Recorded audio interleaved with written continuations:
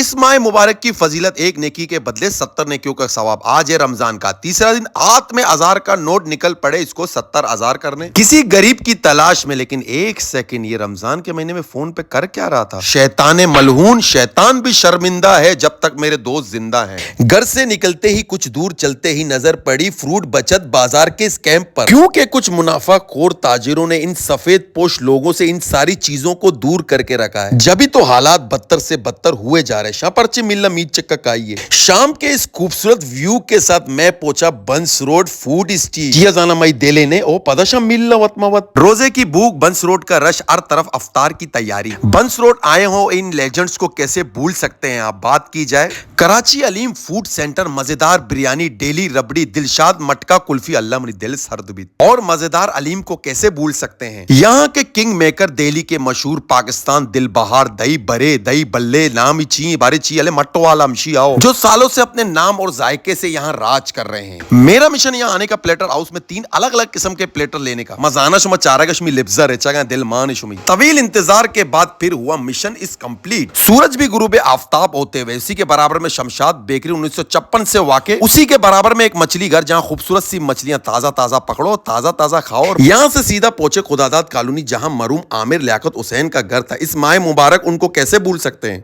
सच का है जो दिखता है वो बिकता है, यही है जिंदगी की सच्चाई। फिर भी लोग नेकियों को भूल कर पीठ पीछे करते हैं बुराई। जानी बात समझ आई, वरना सो जाओ लेकर रजाई।